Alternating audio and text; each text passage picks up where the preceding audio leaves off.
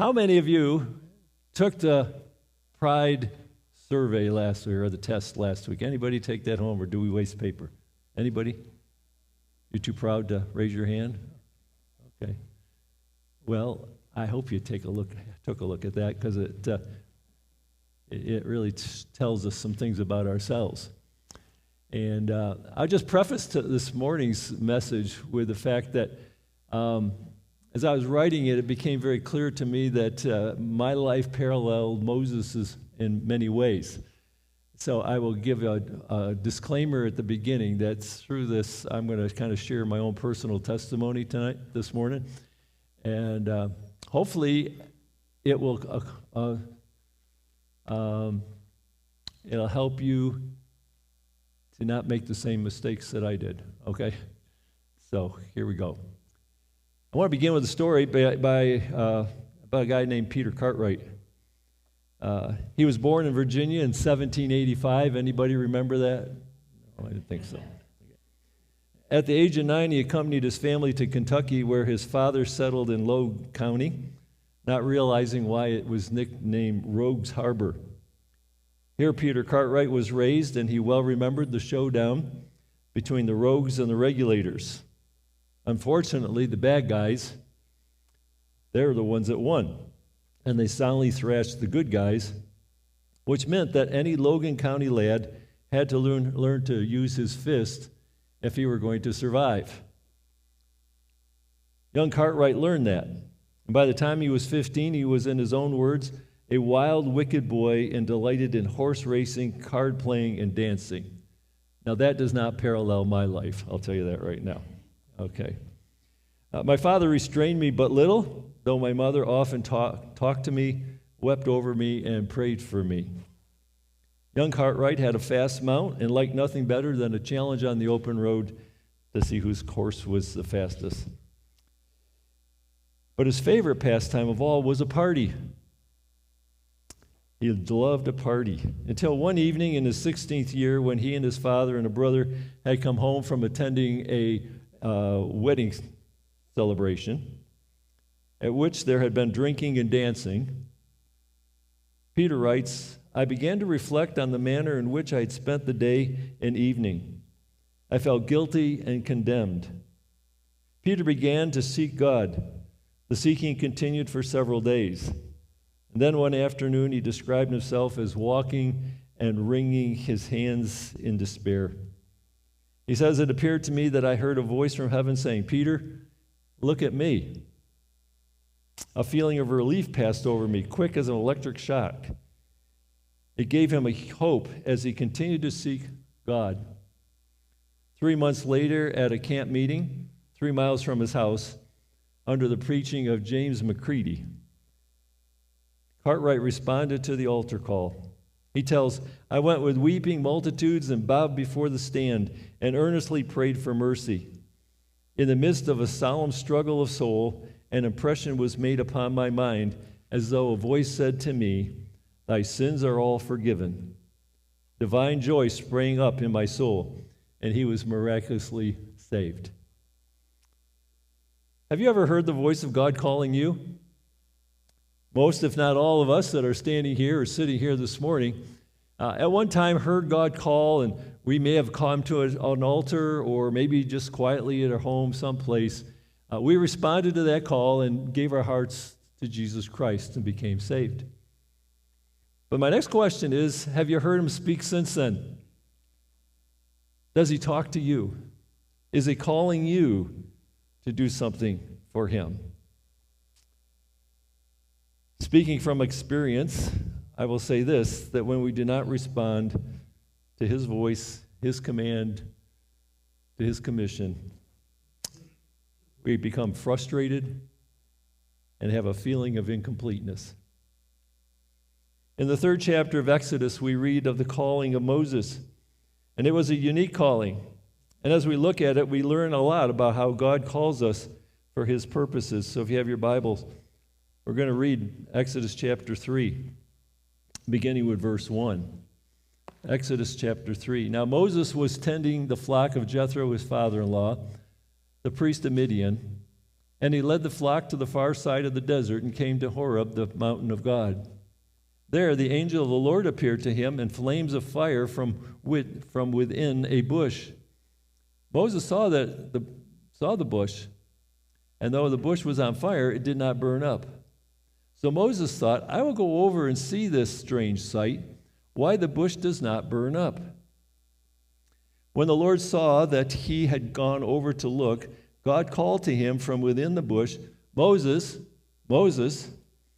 And Moses said, Here I am. He's talking to a bush, it's kind of funny. But God says, Do not come any closer. Take off your sandals, for the place where you are standing is holy ground. Then he said, I am the God of your father, the God of Abraham, the God of Isaac, and the God of Jacob. At this, Moses hid his face because he was afraid to look at God. The Lord said, I have indeed seen the misery of my people in Egypt. I have heard them crying out because of their slave drivers, and I am concerned about their suffering. So I have come down to rescue them from the hand of the Egyptians and to bring them up out of that land into a good and spacious land, and a land flowing with milk and honey, the home of the Canaanites, the Hittites, the Amorites, the Perizzites, Hivites, and Jebusites. And now the cry of Israel has reached me, and I have seen the way the Egyptians are oppressing them. So now go. I am sending you to Pharaoh to bring my people, the Israelites, out of Egypt. But Moses said to God, Who am I that I should go to Pharaoh and bring the Israelites out of Egypt? And God said, I will be with you, and this will be the sign to you that it is I who have sent you. When you have brought the people out of Egypt, you will worship God on this mountain. Quite a story, quite an encounter for Moses there in the wilderness. So let's look at this a little closer. First of all, I want to look at the time of calling, the time of his calling. What caught my attention, and I realized it, was that while he was at work, what was Moses doing now? 40 years after leaving Egypt and having been the prince of Egypt, he is now just a shepherd wandering around, leading a bunch of sheep, tending them. And he's at work, just doing what he's been doing for the last 40 years. It was just the everyday activities of life. And so what my point here is that it doesn't matter what you're doing, where you are in life, God still can talk to you. You don't have to come into this place to hear his voice.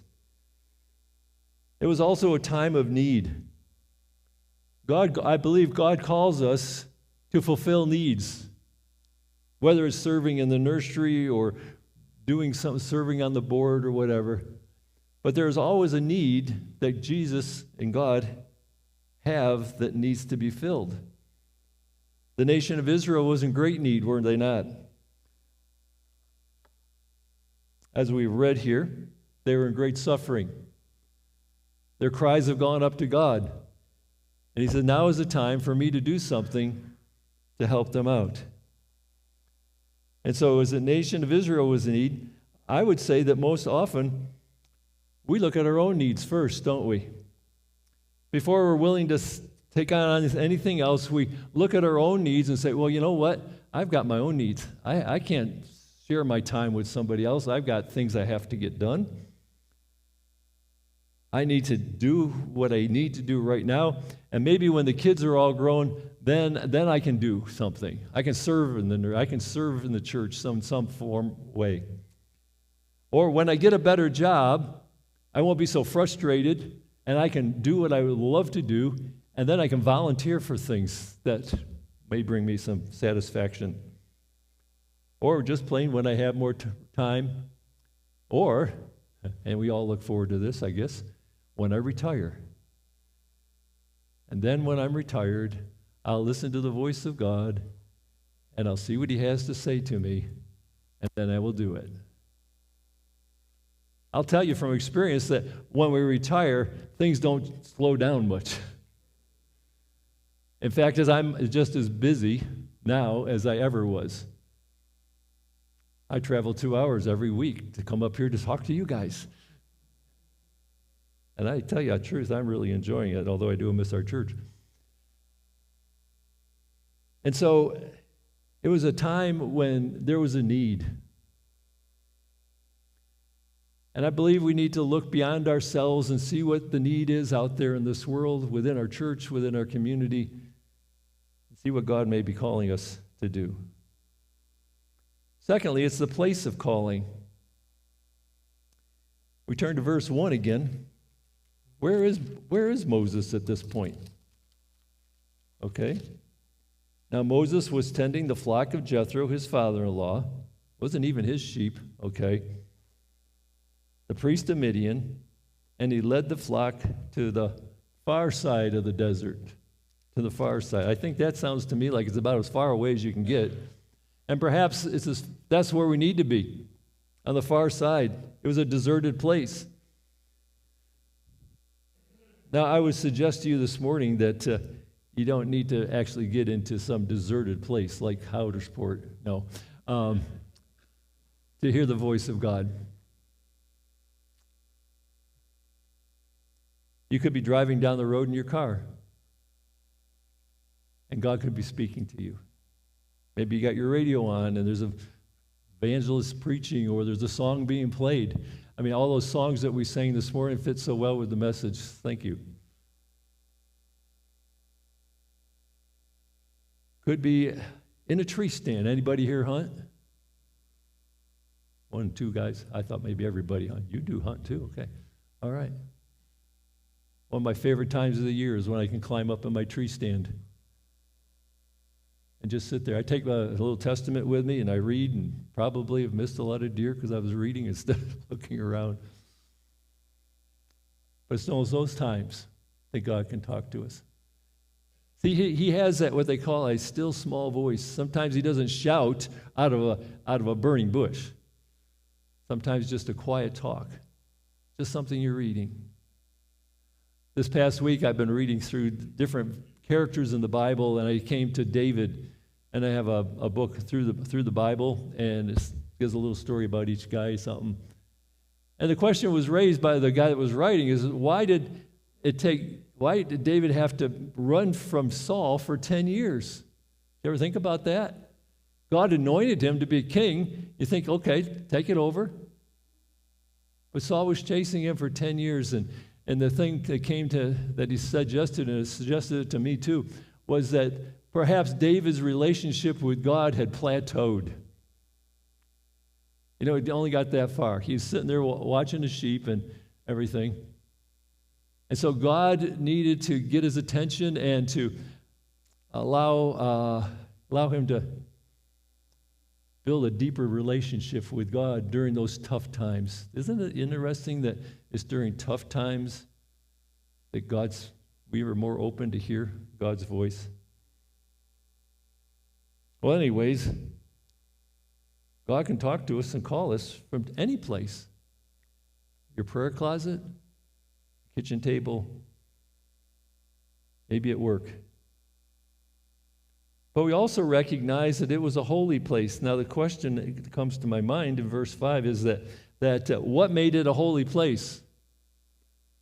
Now I want you to catch this, because what made it a holy place was what? God's presence. God's presence was there. Look at verse 5 again. I got to turn back and read it. Do not come any closer, God said. Take off your sandals, for the place where you are standing is holy ground. Why was it holy? Because God was there. And anywhere that God is holy, and it's a place where God can speak to us. So it was a deserted place, it was a holy place, but thirdly, it was also a curious place. Curious in the sense that it was a burning bush. How many of you ever seen a burning bush that didn't burn down? I haven't. But why did God use a burning bush to speak to him? Probably to get his attention, right? God often uses things out of the ordinary to speak to us and to get our attention. Since we've moved, from Smethport back to Lock Haven. The house we live in, we have a nice neighborhood. Last night we went to bed at 9 o'clock. 10 o'clock, we hear this banging, booming, and everything. Look out the window. For some reason, I think they're having Riverfest or something. They're putting fireworks on. So we went down, we just sat on our front porch and watched all these fireworks. It was great. We didn't have to go anywhere. And we went back up and went to bed. But we have two neighbors, one on either side. There's a lot more neighbors, but on the one side is a retired librarian from Lock Haven University. She's a divorcee, and she's Jewish. Interesting. On the left side, the other side, is a college professor who is head of the criminal justice department at Lock Haven University. He's got more degrees than, he's telling us all. So we decided to invite them over for dinner. And we were kind of skeptical, kind of figuring out, they knew each other and they were been neighbors for a long time. What kind of a conversation will we have with these higher educated people that are both probably much better off financially than I am? And what kind of a relationship, what kind of a conversation are we going to have? Well, the first thing we did was I prayed over the meal. And they didn't get up and leave, so okay. And as the meal went on and the conversation went on, it was interesting to hear the history of the place and everything going on back and forth. And finally, Dwayne says to me, "How did you get into preaching? What made you want to preach?" It was an unusual time, I felt, for God to say, "Share your testimony." I didn't know how our Jewish neighbor was going to respond. I didn't know what his relationship was with God. And so I shared with him that when I was 15 years old, I had a ruptured appendix, and then peritonitis set in, and I was in the hospital for about 5 weeks. And one morning I woke up, and my mom and dad were sitting there, and I thought, they're here early. I wonder what's going on. And I found out that the doctors had told them, we don't think Bobby's going to make it through the night. But people were praying. And during some time in that time, I think it was after that particularly, I knew I was sick, and I felt miserable and rotten, and I had tubes out of my nose and tummy and everything else. And I said, "God, if you will heal me, I will do whatever you tell me to do." Well, guess what? He healed me. That's why I'm standing here this morning. So I got to share God's calling with our neighbors. But let's go on with Moses' life. I'll get back to mine in a moment. My wife will tell me if I told the truth or not when I get home, but it's true. We look at the actual calling that took place. I think it's significant. In verse 10, we read, "So now go, I am sending you to Pharaoh to bring my people, the Israelites, out of Egypt." So this calling that God was placing upon Moses was very specific. He said, "I want you to go and bring my people, the Israelites, out of Egypt." And I can imagine what Moses is thinking right now. 40 years ago, I wanted to do that. I wanted to help them, and they rejected me. And I had to actually leave Egypt for my own life's sake. So why do you want me to do this now? How do I know I can do it? They rejected me before, and I was in a better position, I think, back then as prince that I could have done something to help them get out of Egypt. But now you're asking me to go back? Well, God wasn't going to let him off the hook, and he says in verse 12, "And God said, I will be with you." He was clarifying it. He doesn't say, "Now, if you go back, or when you go back, I might be with you." And there's no ifs involved in this. And there really is never any ifs when God calls us and we respond to do what he's asking us to do. He doesn't say, if you respond and do what I want you to do, I just might come along with you. No. Any ifs are probably on our part, but not with God. He says, when you go, I will be with you. He very much clarified what he was asking him to do. He says, and this will be the sign to you that it is I who have sent you. When you have brought the people out of Egypt, you will worship God on this mountain. Okay? It was specific. This is what I want you to do. He clarifies it by saying, when you do this, when you bring them out, you will worship on this mountain. And then, interesting what the rest of his conversation is. We find him clarifying this, and we have to turn back to verse 13 and continue to the end of the chapter. Moses said to God, suppose I go to the Israelites and say to them, the God of your fathers has sent me to you, and they ask, what is his name? Then what shall I tell them? God said to Moses, I am who I am. This is what the Israelites are this is what you are to say to the Israelites. I am has sent me to you.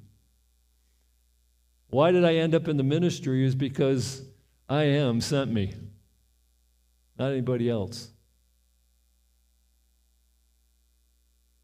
And God also said to Moses, say to the Israelites, the Lord, the God of your father, the God of Abraham, the God of Isaac, and the God of Jacob, has sent me to you. This is my name forever, and the name by which I am to be remembered from generation to generation. Go, assemble the elders of Israel, and say to them, the Lord, the God of your fathers, the God of Abraham, Isaac, and Jacob, appeared to me and said, I have watched over you and have seen what has been done to you in Egypt, and I have promised to bring you out of your misery in Egypt into the land of the Canaanites, Hittites, Amorites, Perizzites, Hivites, and Jebusites, a land flowing with milk and honey. The elders of Israel will listen to you. That's good to know. Then you and the elders are to go to the king of Egypt and say to him, the Lord, the God of the Hebrews, has met with us. Let us take a 3-day journey into the desert to offer sacrifices to the Lord our God. But I know that the king of Egypt will not let you go unless a mighty hand compels him.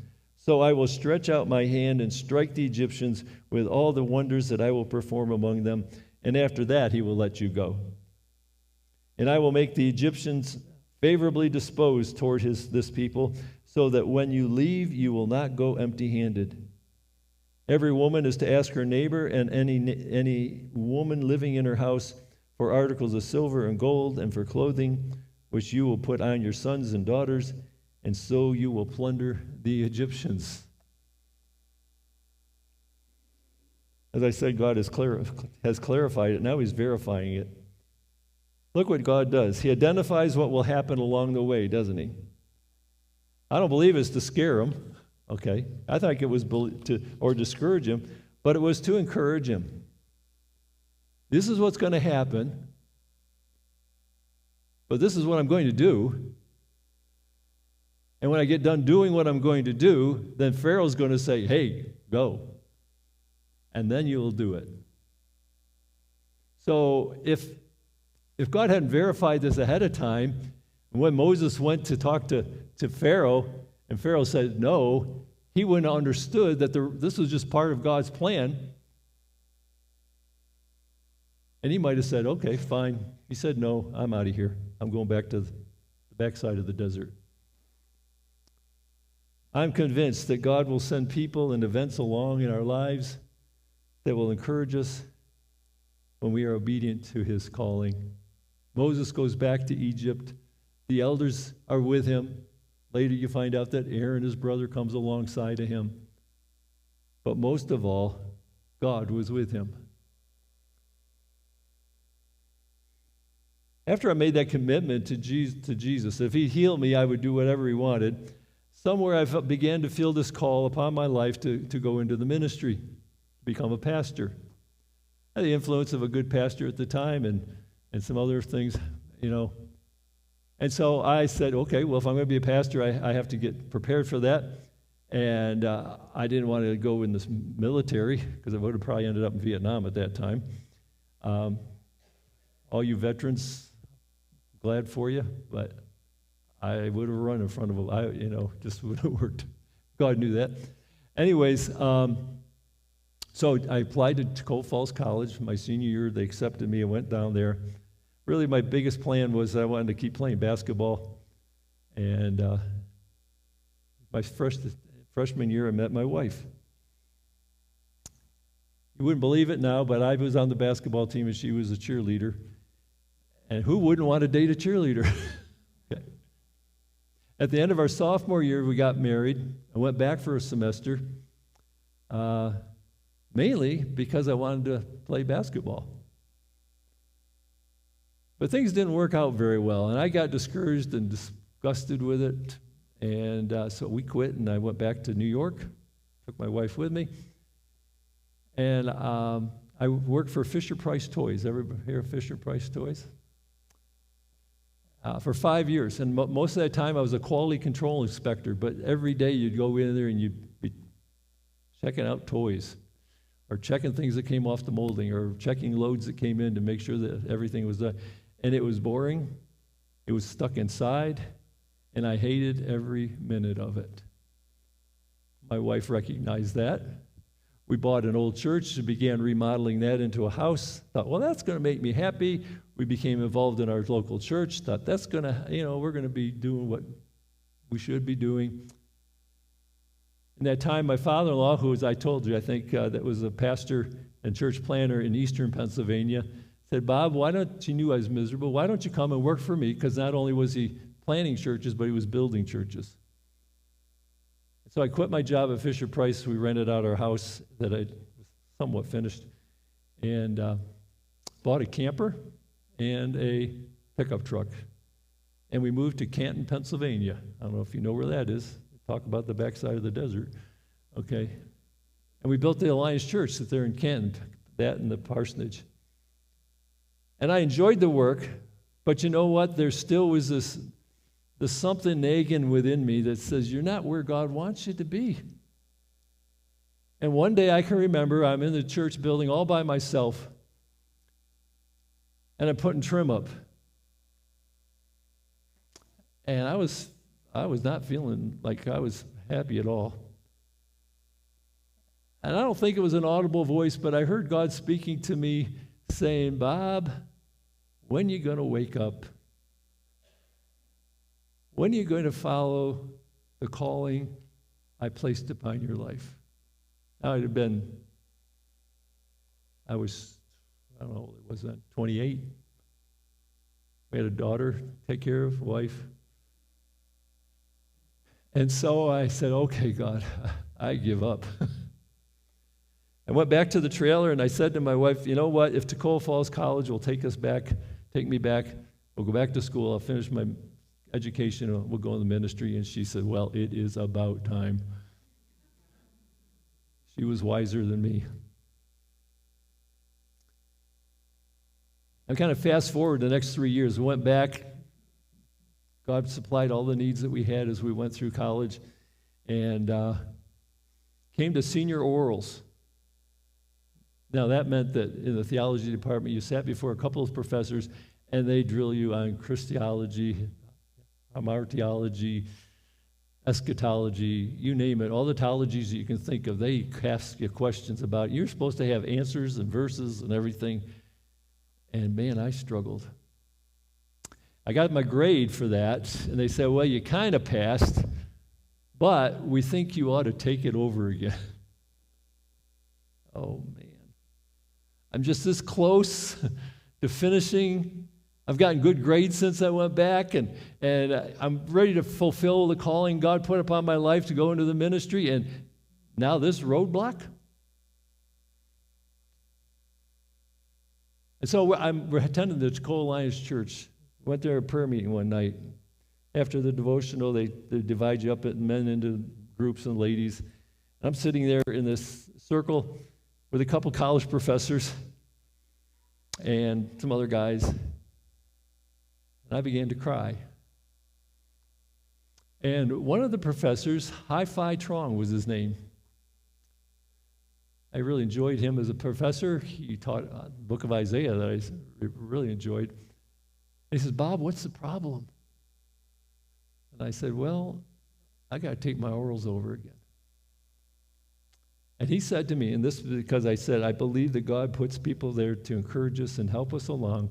He said, Bob, sign up for me, for you to take them with me, and I will help you.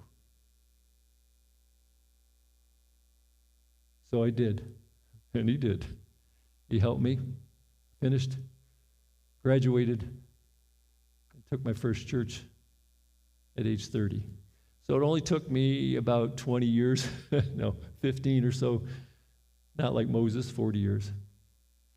I tell you that story because the frustration that comes about when we are disobedient to God's call is unbearable at times.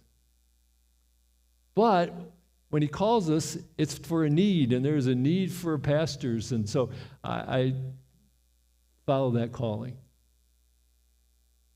I don't know what it is that God's calling you to do, but I certainly hope that you don't drag your feet like I did for all those years, and you say, God, I believe you. You have promised that you will be with me. The great I am has called. And whatever it is, whether it's just to share a testimony with your neighbor, whether it's to volunteer at church, or maybe it's to volunteer in some committee in the community where you can have an influence for Jesus Christ in it, whatever it is, don't keep putting it off, but take the step of faith today and say, God, I don't want to be like Bob. I want to listen to your voice and your calling right now. Now, what about Peter Cartwright? Last time we heard of him, he's riding around on a horse. Well, he responded to the call of God, not just for salvation, but to preach. He became one of the most dynamic and productive preachers of his time. In later years, Peter Cartwright wrote these words, a Methodist preacher in those days, when he felt that God called him to preach, instead of hunting up a college or a biblical institution, hunted up a sturdy pony of a horse, some traveling apparatus, and with his library always at hand, namely his Bible, his hymn book, and the Methodist discipline, he started out with a text that never wore out or grew stale. He cried, behold the Lamb of God that taketh away the sin of the world. In this way, he went through storms of wind, hail, snow, and rain. He climbed hills and mountains, traversed valleys, plunged through swamps, swam through swollen streams, lay out all night, wet, weary, and hungry. This was the old-fashioned Methodist preacher fare and fortune. Under such circumstances, who among us would say, here am I, send me? Now, God's not calling you to get a horse. He's not calling you to ride through the storms, physical outdoor storms. But he does and is calling each one of us to serve him. And so take this to heart.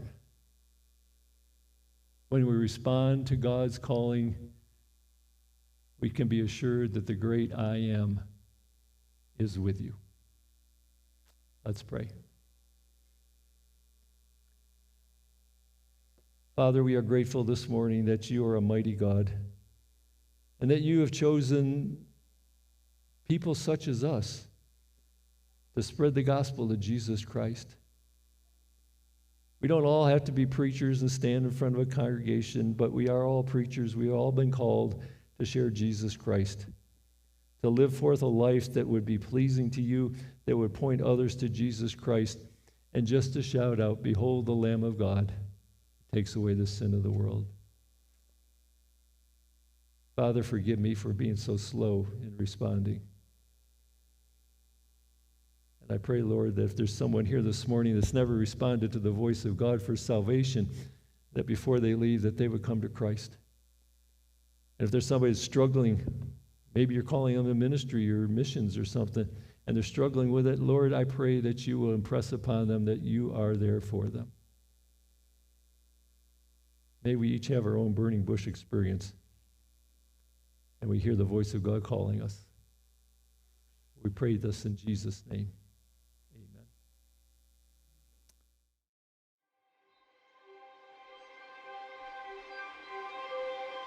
Amen.